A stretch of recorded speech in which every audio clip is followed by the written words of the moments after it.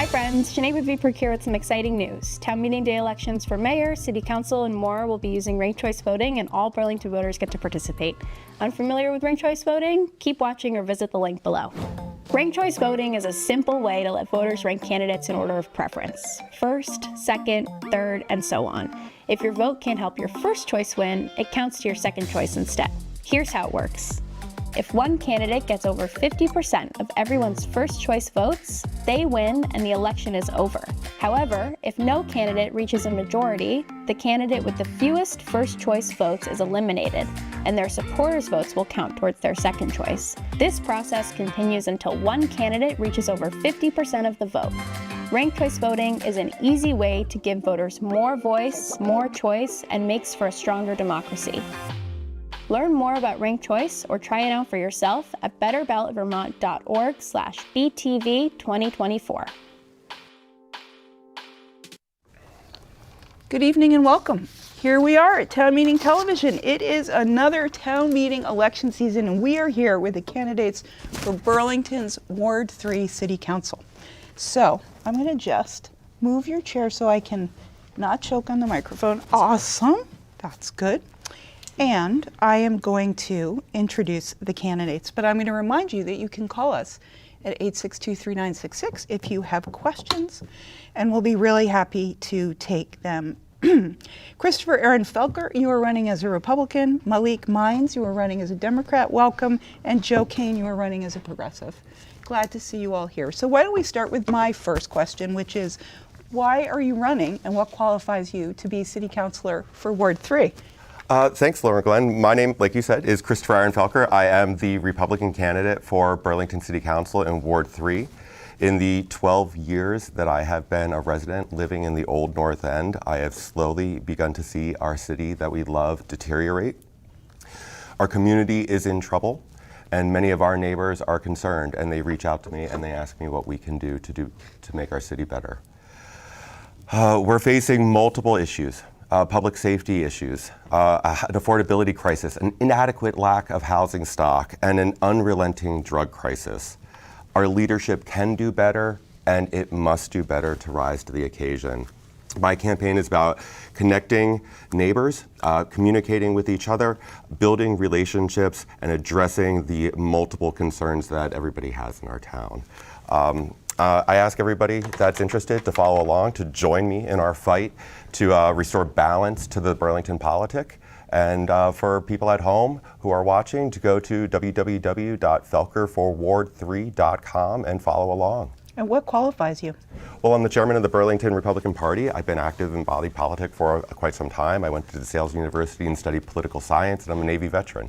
Okay. I care about my community deeply. I'm a parishioner at St. Joseph's. I care about all the members of our community, and I want to make sure that we can all succeed and rise together. Thank you very much. Thank you, Lauren Glenn. Malik Mines, tell us why you're running and what qualifies you. Welcome. Hi. I'm running because as a resident of Burlington, I lived there for 10 years, and I have been in the public service ever since I was 18. I was a preschool teacher for 6 of those years, and then I transferred over to the Burlington School District, to which I was a program coordinator. I ran the after-school programs as well as the Burlington Winooski Middle School summer programs. I serve on the board of Pine Forest Children's Center as well, so I truly care about the growth and development of education at the center of everything that I do. I'm running because I love Burlington. It has given me all the opportunities that I would not have gotten at home back in Philadelphia from the neighborhood that I so truly love, but also which needs help. Also the community engagement aspects and the relationships that I've built here qualifies me to continue those relationships, and just going door knocking and meeting people who have also felt the same way that I have about this community, and they feel that I am able to connect people and build those relationships to help solve some of these crises that we have. I bring a lot of hope to this community, and I bring a lot of hope to City Council, and I do believe that we can get over these problems that may seem insurmountable, but they're not. So, thank you so much. Yes. Joe Kane, nice to see you. You're running as a Progressive. Tell us why you're running and what qualifies you. Thanks, Lauren Glenn. I am running because I'm inspired by the work of community members. I'm inspired by the work of the Progressive Party in Burlington over the last 40 years, and I know there are urgent issues, and I think I have a skill set that could be helpful. I'm an economist by background. I have done research and taught courses on housing policy, environmental policy, as well as healthcare policy and labor policy. I would be well prepared to come in on day one with pretty precise policies that I think are urgently needed, including tax reform, democratic process reform. I'm very rooted in this community. I have family living in 3 wards. I live with my 93-year-old grandmother. And yeah, I'm inspired by the community here that does great work. We have a very, very vibrant, public that engages, with town meeting TV, with various other ways to get involved in the civics of this town. Wonderful. Thank you so much. So let's go to our first formal question, which really has to do with, well, what will be different for the community if you were elected? So you've touched on this a little bit, but why don't we just go to that, Malik? What's going to be different because you are a city councilor in Burlington for Ward 3? What's going to be different is transparency. Back in my line of work, again, working with children and families, there's a lot of transparency that is needed when relaying any sort of information, whether it's about behaviors or whether it's about what's going on with like certain issues with the budget that we were dealing with. So I do believe in transparency and bringing communities together will be super key in getting a lot of work done, especially around public safety, around our housing crises, and around climate. So I do think once I'm in office that, again, a lot of the divisiveness that we're seeing currently will hopefully come to an end. I'm not just the only person that can just bring that there, though. It takes a whole community to help with that, too. So I hope that's what I bring. Thank you. Of course. Joe, what's going to be different because you are a city councilor from Ward 3? Thank you. If I get elected, I would support the platform of Emma Mulvaney-Stanek, our mayoral candidate. She's interested in rent stabilization. I'm supportive of that. She's interested in overhauling the way we collect property taxes to make it easier for owner-occupiers, particularly of lower and middle income. So yeah, I think the tax reform would be felt by renters and by homeowners. The renter protections would obviously be felt by renters. I would also work on democratic process issues so that it becomes easier to run for office. Right now, it's mostly wealthier folks who are able to do it because it doesn't pay very well, because we have no public finance, campaign finance system. So it costs thousands of dollars to run a campaign. Other municipalities around the country are modernizing the way that they conduct elections to make it easier for folks from different backgrounds to run for office. And I think if we make certain democratic process reforms, it'll become easier to tackle all sorts of issues, from environmental issues to affordable housing and other things that our community cares about. Okay, very good. Thank you. Christopher Aaron, tell us what will be different if you are city council from Ward 3? Terrific. So first and foremost, we're going to rein in some wasteful government spending. Burlingtonians are reeling from ever-present tax rate and fee increases. Every single tax rate and fee increase negatively affects renters and the poorest of the poor the hardest. We need to recognize that there is an absolute link between increasing taxes and increasing rents. And in our city, where we have such a high percentage of our residents that are renters, they are suffering the hardest. So we're going to rein in wasteful spending, number one. We're going to provide balance to the city council because many of our problems do require a, forgive the term, all hands on deck approach. And we do offer multiple vantage points to the situation, to any issue that we're facing. Burlington progressives and Democrats are already strongly well represented on Burlington City Council, and I, the Republican candidate for Ward 3, hope to be a voice for downtown Burlington and all Burlingtonians in Ward 3. Okay, well, I hope we get to some specifics on what you would rein in, but for now, let's go on to the city finances question, and Joe Kane, we're going to start with you. I just am going to remind folks, 862-3966 if you'd like to call with any questions. So, do you support the proposed public safety tax increase for the city budget? Yes or no? Let's just start with that.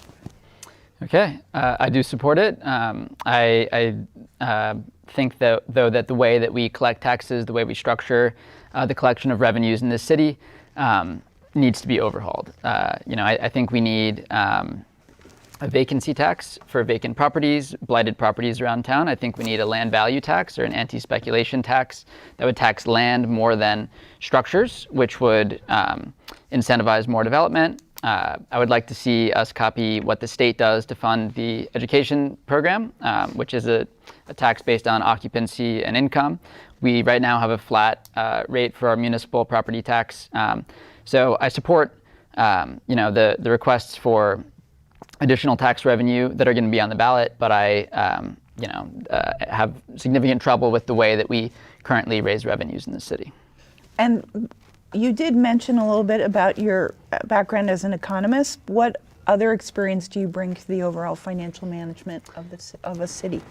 So in terms of my background, I used to work in financial services in auditing for years. After undergrad, I used to work at the Federal Housing Finance Agency. So I have a background in finance that I think would be helpful for coming in on day one and being ready to serve on committees. I watch the Board of Finance meetings. I don't think I would miss a step. These are 2-year terms, so I think electing someone who's ready to come in on day one and is not going to be overwhelmed by any of the work is important, and I do think I have that background. Thank you very much. Christopher Aaron, do you support the public safety tax increase? Truly, Lauren Glenn, I haven't decided yet. I'm torn. I support our police department. I support our first responders and the mission that they're on. I also recognize and acknowledge that this year we're facing serious budgetary shortages, and so we're already going to have to go in and modify or make budget cutbacks. I'm wondering if we should. Truly, it's up to Burlingtonians. I tell people in Ward 3, please vote your conscience on this. Don't listen to me or really any one of us, really. Vote your conscience. I haven't decided yet. I'm still wrestling with it. I want to support our officers, but I'm wondering if maybe we should just have this, the increase offset by the additional budget cuts when we do our budget in June. And what kind of financial background do you bring to the table? Well, I do our taxes at home, and pay our bills. So you're a domestic economist. Yes, ma'am. Very good. Thank you very much. I make sure that I keep the lights on and the food in the refrigerator. Okay. That is not insignificant. It is not. Yeah. Malik, could you tell us your position on the proposed public safety tax increase for the city budget? The answer is yes, that I do support the tax increase for the budget, but I think that's just a step towards where we need to go with public safety. I do think that, echoing what you said as well, Joe, is that the way that we tax our Burlington citizens is a little outdated, and that we do need to start looking at some other avenues about how we can actually start implementing taxes that are equitable and is also fair to Burlington citizens. Again, a lot of property taxes do get levied on to a lot of people like renters, such as myself, and I'm just yesterday looked at not tax increase, but a rent increase to a house I just moved into a year ago. And again, we're taxing people out of our homes and we're taxing renters out of Burlington. So there needs to be some sort of look at different systems. As for my background, I do serve on the finance committee for the Pine Forest Children's Center, and I have been doing that for almost 2 years now. And I've also managed a program budget for the Burlington School District as a program coordinator. All right, thank you very much. Again, 862-3966 if you have any questions for the Ward 3 City Council candidates for the city of Burlington. School budget, Malik, we're going to start with you. Burlington School District administrators have proposed a $120 million school budget, resulting in a tax rate increase of 14%. Do you support this budget? Why or why not? So again, a little background. I have been an educator since I was 18 years old, so I have been a part of the Burlington School District. The work that I do now with the Department of Education at UVM, I also work pretty closely with some of that work as well, still working with tons of school districts around the state of Vermont. And this isn't just a big tax for the Burlington School District, it's also a big tax for a lot of school districts around Vermont. So the short answer is yes, I do. We need to fund education because education is the keystone for any sort of healthy, functional community, specifically Burlington. So short answer, yes. Is there a little longer? You have a little more time. Did you want to say more about the overall education financing crisis? Yeah, I mean, so just like internally, I've seen a lot of what's going on. And again, if we're going to increase this tax for our citizens and have them pay more, I do think there needs to be a little bit more transparency about what this tax is going to go to besides just a high school, but how we're going to fix a lot of the literacy problems that we're facing as well, and also how we're going to fund a lot of the support systems that we need as well within the school. So I know the Burlington school budget was presented earlier tonight, so perhaps they got into a little bit of detail there. I always watch the meetings I miss afterwards, so I will watch this one. There you go. I'm wondering, this is why wouldn't you run for the school board? Well, so again, I no longer work for the Burlington School District, and I think that my higher up position as I keep going forward, as I keep progressing in my career, I do want to be a part of the Department of Education federally more so than locally. So, Got it. yes. Okay, thanks for answering that. Okay, Joe Kane, tell us about your position on the Burlington school budget and the increase that we're facing. So I support the increase. I watched Superintendent Flanagan's presentation last month, and from what I can tell, there's not very much that we have control over. We have to pay for this new high school. We owe on the order of, or we will owe on the order of $130 million, I think, or more. The quicker we pay that back, the less expensive it'll be. There's also a common level of appraisal adjustment based on the equity program, which I support, to make schools equitable across the state, which means that places with booming real estate end up, paying a bit more in property taxes. So while this is a large percentage increase, and it is something that households are going to feel quite a bit, in terms of what we're actually arguing over, I think it's very minimal in terms of like the actual, programs that would be included or cut. I would support, fully funding our education system here. And I think what this really shows, what the pressure on the tax system and the upcoming budget shortfalls really show, is that it is urgent for us to control what we can control, which is to revamp the way that we collect municipal taxes, as I discussed earlier. Okay, well, let's move on to Christopher. Aaron, in your view of the school budget. No, I'll be voting no on the school budget. That's a solid no. I opposed the new school bond last year because I knew that it exceeded and maxed out the city's general obligation bonding capacity, which puts us in a very, very dangerous position for being able to restore and maintain city infrastructure projects. Every single year that we come around, the school budget keeps going up and up and up, and the school is not turning out positive results.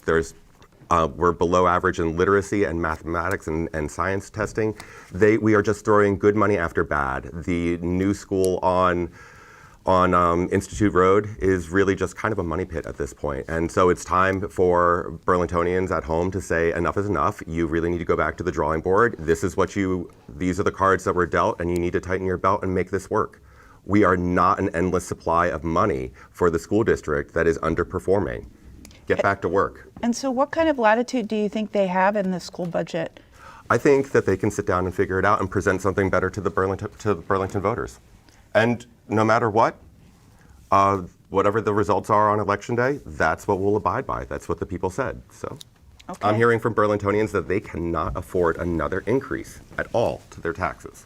All right, thank you very much. Okay, next question, direct democracy. Burlington's, and we're going to start with you on this one, Joe. The Burlington City Council recently decided against putting two proposed questions on the town meeting day ballot, one on police oversight and the other calling for an apartheid-free community. Do you support the council's decision to prevent these questions from reaching the ballot? And then I'll ask you a follow-up. Okay. Thanks for the question. Yeah. This is something I deeply care about. I actually was the lead canvasser on the apartheid-free community initiative. I wished that they had allowed the public to advise them. This would have been purely advisory. It wouldn't have been binding in any way. It wouldn't have cost any money. This is also something, the Apartheid-Free Community Pledge, that was written by the Quakers, the Friends Service Committee, the Nobel Peace Prize winning Friends Service Committee. Burlington has a long and storied history of involvement on issues around the world. Bernie Sanders in the 80s literally went to Nicaragua.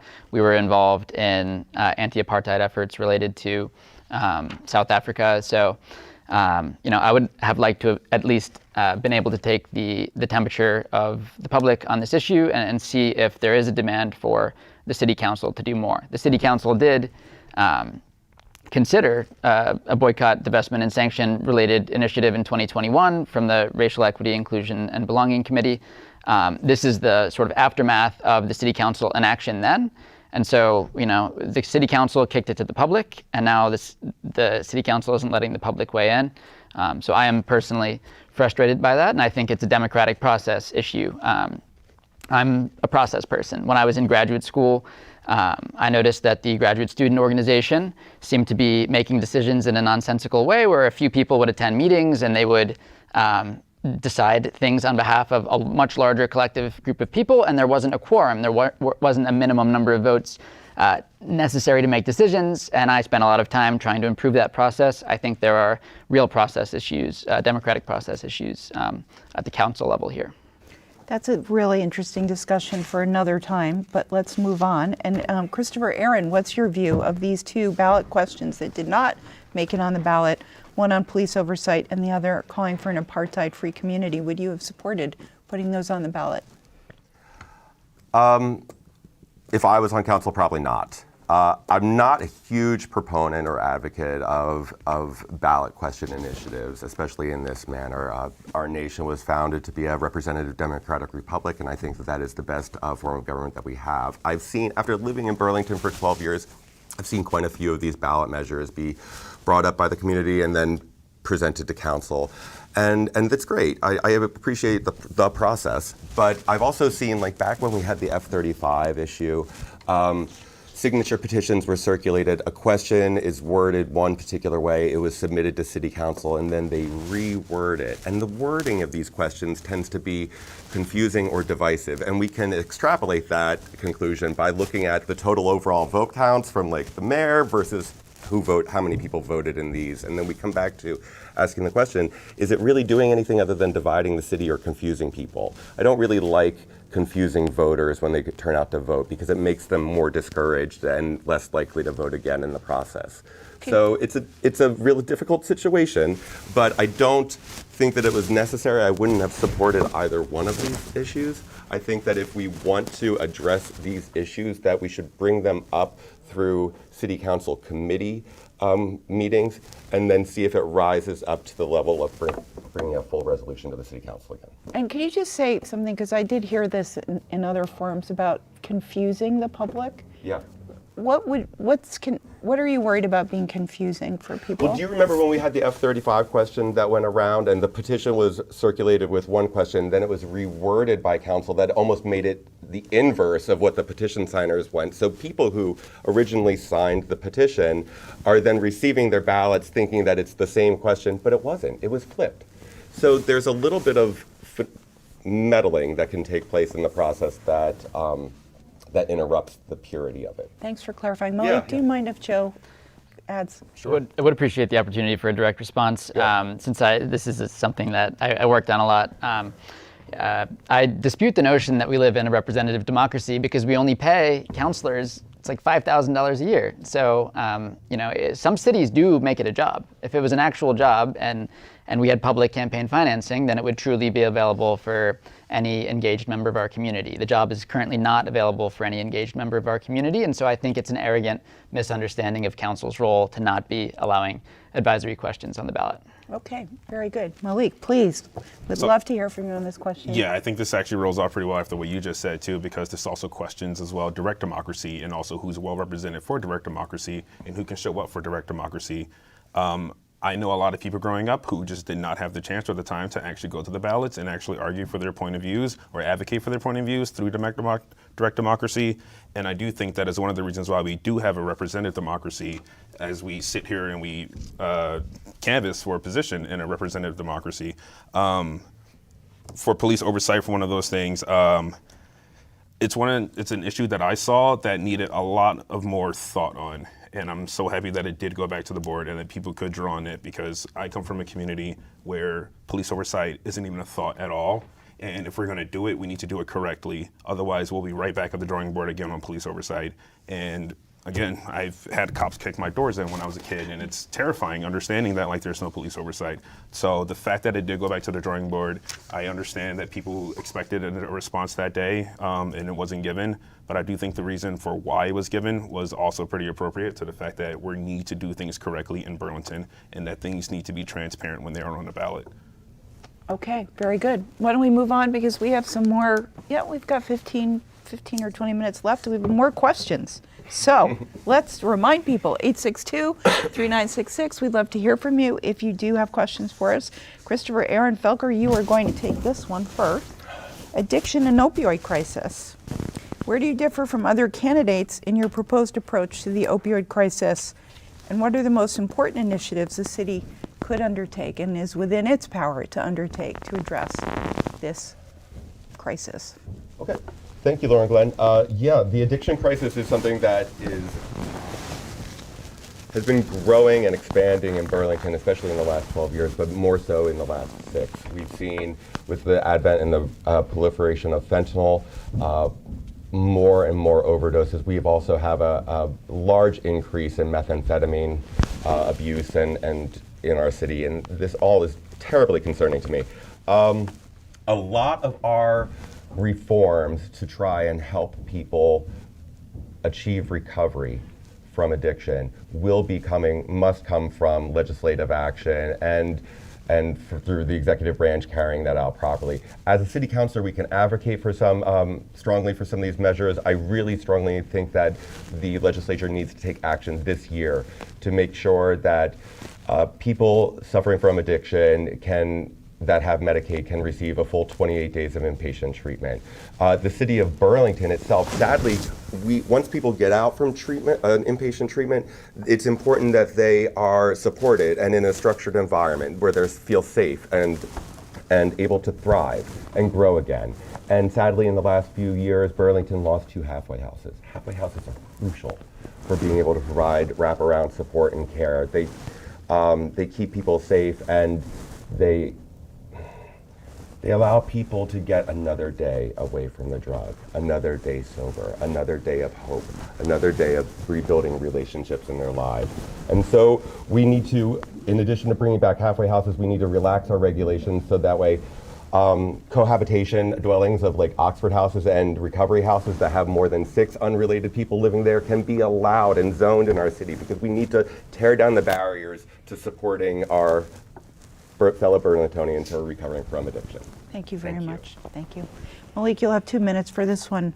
Tell us about your view about how to address the opioid crisis in Burlington. To me, I don't think it's a difference of opinion at all. The fact that we need to actually handle this problem, and the fact that some of the part of the reasons, one thing we can do is bring resources closest to where the issues are happening, and that is in Burlington. The closest methadone clinic is in South Burlington, and people have to catch the bus there, they have to Uber, they have to find rides, and it's not fair and it's not equitable to the resources that we should be having in Burlington.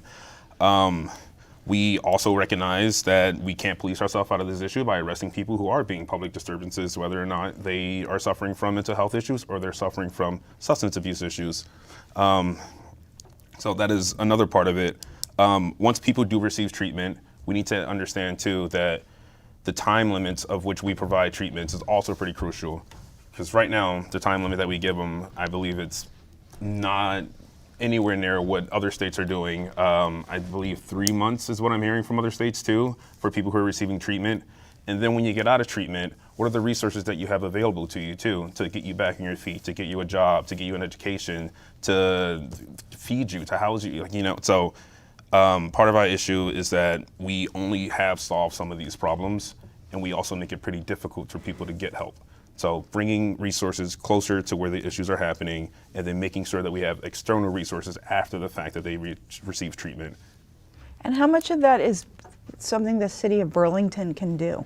it's not something that the city of Burlington can do alone. There's a lot of pressure that needs to be put on the state, and it's also the pressure from the state putting onto the federal government too, because this isn't just a Burlington issue. Other counties are facing it, other states are facing it, there are other countries that are facing this. So we need to realize that like whatever is happening needs to happen nationwide as well too, as well as the state's issue. So again, with the opioid funds that we have from the state, they need to start releasing that at a faster rate so that we can start solving this problem as soon as possible.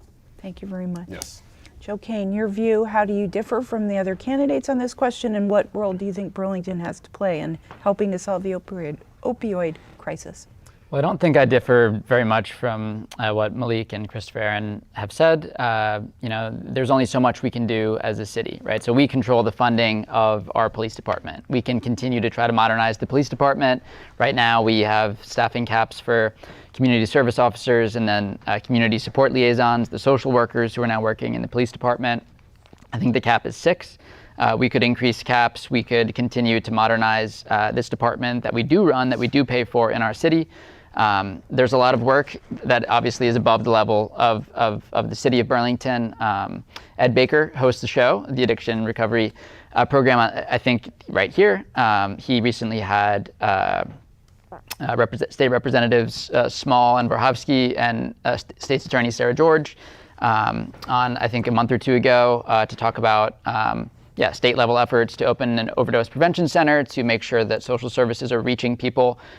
Even if we have social services around here, people aren't getting to them. So, street outreach programs are effective and need to be expanded. So our state reps are doing this work, and I think the city of Burlington, should partner with our state reps and work with them to the extent we can. I'm proud to be endorsed by Ed Baker, who hosts that program. Excellent. Thank you very much. So next question.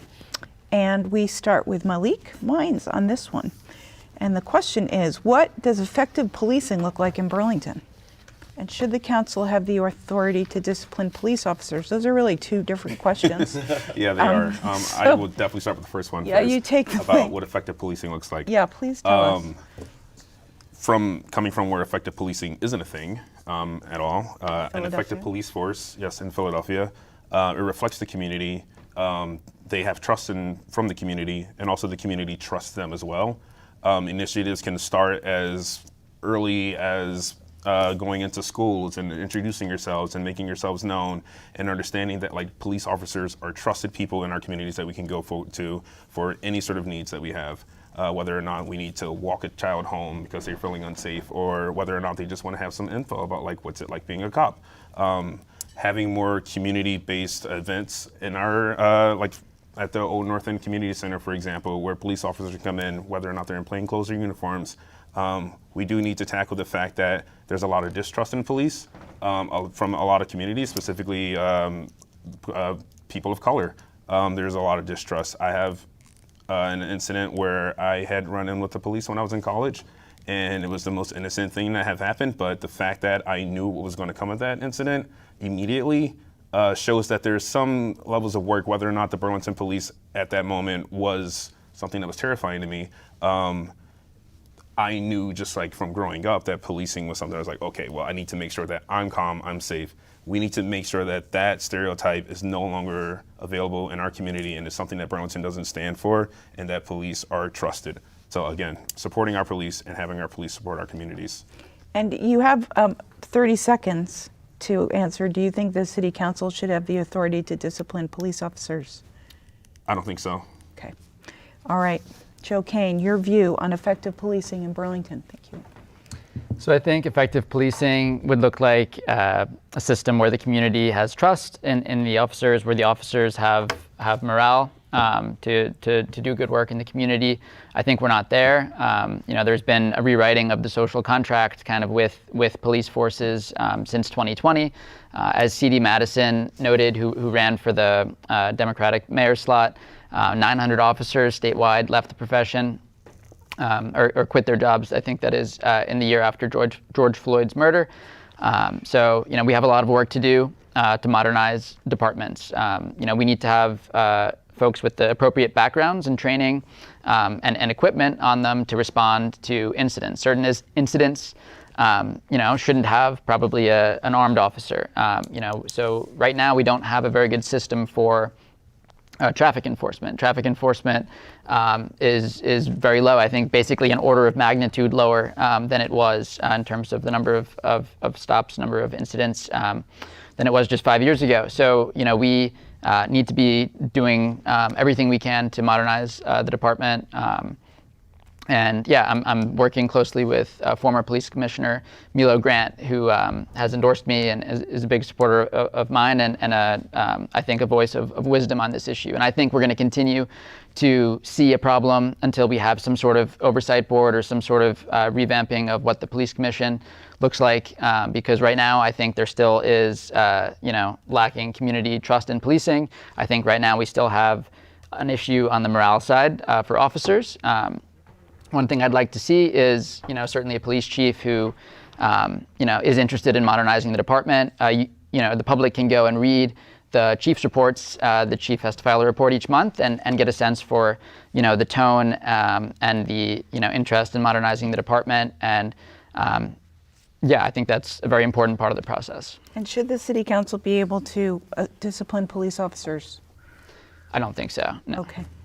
Very good. Just quickly, because Christopher Aaron Felker, your view on the effective policing and what it looks like in Burlington. Terrific. Thank you, Lauren Glenn. My vision of Burlington policing is to restore the officer count to 86 to 88 officers, sworn officers, which was in line with what the CNA report stated. To add a specific BPD ASPCA sworn officer to combat and investigate cases of animal cruelty. It's very important that officers be specifically trained and be able to collect evidence in this nature. Increasing going back to the higher officer count of going back to 88 officers, having that level of officers allows our police officers to get out of the cars, to begin foot patrols again, and begin rebuilding relationships in the community. I agree with what Malik said. We really do need to rebuild relationships here. It is imperative. The only way we'll get there is if we have enough officers to be able to staff the police department and be able to do these outreach missions. It's crucial. It's an absolute crucial component. Furthermore, I've always been a supporter of the CSO-CSL program. I continue to advocate for the expansion of that. What is that? The community service officers and community service liaisons, also the crisis assessment response engagement services. Boy, that's a mouthful. Gotta love government. But yeah, the CAHOOTS model is really what's necessary for outreach in our community for the people that are suffering on our streets that don't necessarily need full-scale police intervention. I think that this is what my vision is and what the vision that my fellow neighbors in Burlington have been asking for. All right. And your question, and the last question. The city council thing? No, that's a big no for me. I think that it should be the police chief, and then the mayor's office should actually be able to discipline officers. But we should also further advance this community oversight, independent community oversight of the police. But the discipline should be coming from the chain of command, and that should be the chief of police and the mayor's office, plain and simple. Okay. So depending on how long it takes you to answer these questions, we have 2 or 3 left. Okay. So just to let everybody know. And I think we start with Joe this time. Is that right? Did I lose track? Maybe. I'm not sure, but Joe can go right ahead. Who was the first person that answered last time? Me. Yes, so Joe. Okay. I'm right. Good. Okay. So this is the racial justice question, which just seems to me, it's not just a question. This is an existential issue. The city declared racism as a public health emergency in 2020. What would you do, will you do, as city councilor to address systemic racism in City Hall and across the city generally? I appreciate the question, and I'm glad that Burlington has taken steps, including establishing the Racial Equity, Inclusion, and Belonging Committee. I would, fight to make sure that the efforts we have made, including modernizing our police department, continue to receive funding and support from City Council. We have use of force incidents that are costing the city a lot of money and that are disproportionately in interactions with Black men. The Melly Brothers case, Mabior Jack case, Kathy Austrian just finally, I believe, filed the lawsuit this past week in relation to the incident with her 14-year-old son. So clearly we have more work to do to create a safer environment for all. I think, the city of Burlington has taken good steps, and I've been focused on this topic for many years in my teaching. So I'm glad to see that society is taking the issue more seriously. I also think progressive policies are just helpful to minorities, generally speaking, given socioeconomic discrepancies across racial lines. Not to be class reductionist, because of course there are non-economic elements to this crisis. All right, thank you. Christopher, Aaron, your view of what you would do as city councilor to address systemic racism in the city and across the city generally. Sure, Lauren Glenn, thanks for the question. Well, the city, Mayor Weinberger's administration created the Office of Racial Equity, Inclusion, and Belonging. Director Kim Carson's a fantastic woman. I've spoken to her on multiple occasions. We've even had conversations about outreach efforts to engage the new American community and make sure that they can, now that they're able to register to vote in Burlington, to be engaged and participating in society. I think that Director Carson is a very intelligent woman, and I defer to her judgment. She is the person who will be creating the strategic policies to combat the question that you just asked. And when she comes to council for support, we'll listen to her and we'll give her the support that she needs. Thank you so much. Yes, ma'am. Malik Mines, your view of how to address systemic racism in Burlington. We need to start removing barriers that we have had in place for decades, if not even longer, that has prohibited people from being in positions of leadership and power within the city. One of the reasons why I'm running for city council is because I want to reflect the community that I have served and I will continue to serve. Specifically, I can't wait for one day that we see a mayor that reflects some of the communities that we see. So I do believe that racism is a public health emergency, but also that there are things that we can do within the city of Burlington by first, recognizing some of the systems that we have right now. For instance, we tend to amalgamate a lot of new Americans and provide them housing that is so condensed into just certain parts and sections of the city.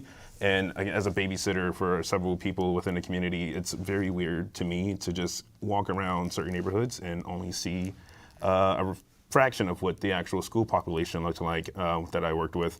And when you do finally get to realize that there are certain practices that goes on specifically around housing and job opportunities, you then start to ask those questions about, how and why are we in a position that we're in right now where we are not seeing a reflection of what Burlington actually looks like? So again, as a city councilor, I hope that people who are watching and people who do see this have the courage to step up and do things that they want to do and join those leadership roles. I would hope that whoever the mayor is, that they would hopefully help open those doors to certain positions within the city, and that all the children who are watching too can look up and see and say, hey, he's doing the thing that I want to do. Yeah. Thank you. So I'm going to go right to the question about a new mayor, just so Kevin knows in terms of bringing up the titles. This is our last question, and it builds on what you were saying, Malik, just now. Christopher Aaron Felker, the mayor has been in office for 12 years, and what would you build on and what will you change from the previous administration? You're not going to be mayor, you're going to be a city councilor, but just what's your vision of the future for the city? Okay, terrific. So I think that we need to tackle our housing crisis first and foremost. And right now, I'd like to say right off the bat, nobody should be forced to sleep on the streets in our community. And it's well within our mayor's power right now to exercise some emergency authorizations to open up the doors of the Old North End Community Center Auditorium and the Miller Center up on Goss Court in the new North End, to provide emergency shelter to people who are homeless, to have some place warm to sleep over the night. And we have to come together and work together on these issues. I'm not going to be beholden to any of Moreau's past horrible policy choices. I'm not a huge fan of his 2030 net zero energy goals. I know, gasp, clutch your pearls. But the truth is Vermont gets cold, and I really have no problem with energy efficient natural gas. I think that's vital to Burlingtonians to be able to heat their home and feed the people in their home. And we have to stop with the ideologically driven good faith efforts that are really harming people in our communities. We need to dial it back and have some common sense reforms in our city, and we need to start with housing, and we need to make sure that people can afford to stay in their homes. Excellent closing comments. Thank you. Malik Mines, tell us. I'm going to keep it simple and keep it short, just because it will tie into with the past and the future. I'm hoping the things that we can change first starts with housing and the way that we view housing. I don't think that building more units for the sake of building more units is building the affordable quality housing that we always talk about. As a person who has moved here 10 years ago and has had visions of having a family and raising that family, I'm going on 29 now, and I have set myself back many, many times just because housing is so unaffordable, but it's also not quality. I don't have a backyard where I can put a nice little swing set for whatever child that I was to have. And that's our vision that we need to start changing. If we're going to build housing, we're not building units for the sake of units, we're building homes for the sake of homes. Thank you. And families And that build families, communities. Yes, exactly. Joe Kane, thank you. Closing comments, your vision, what will you build on or not for the future? So I appreciate that the Weinberger administration has engaged with constituents, that he's had the coffee hour on, I believe it's Wednesday mornings.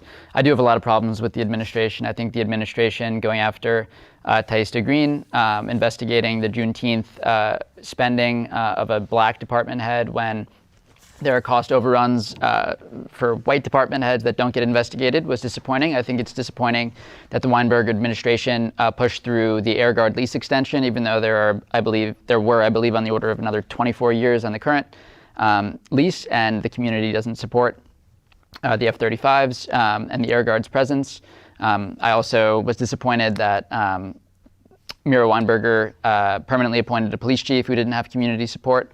I'm disappointed with the lack of vision on housing and the lack of vision on revenue generation. We can tweak, fees and such, but an overhaul of the property tax system would really be a way of stepping off of the necks of working class folks, renters and homeowners alike. I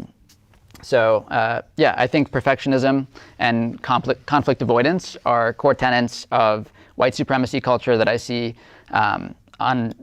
in this administration and on city council, and that I would like to address. I would like to address, the tax system. I would like to address the democratic process issues in this city, and I have a set of very precise policy proposals to get that done. These are short terms, 2 years, and I think I'm ready to come in with specific plans from day one. All right, thank you very much. I really appreciate speaking with the three of you, three candidates for the City of Burlington's Ward 3. We've been speaking with Christopher Aaron Felker, who is running as a Republican. Thank you so much. Thank you, Laura. You've got more to say on how to cut wasteful spending, so that's something. Well, it sounds like you have some too.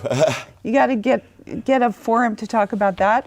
Malik Mines, thank you very much. You're running as a Democrat. It's nice to see you and meet you. I'm also running as a write-in candidate as well. So if you do see this, everyone, please write me in on town ballot day and when you receive your ballot in the mail. Oh, okay, so that's right. So you're running, okay, that's good. Thanks for pointing that out. I'm sorry I didn't. And Joe Kane, you're running as a progressive. Thank you very much. It's a pleasure. Thanks for watching, and stay tuned for more continuing coverage of Town Meeting 2024.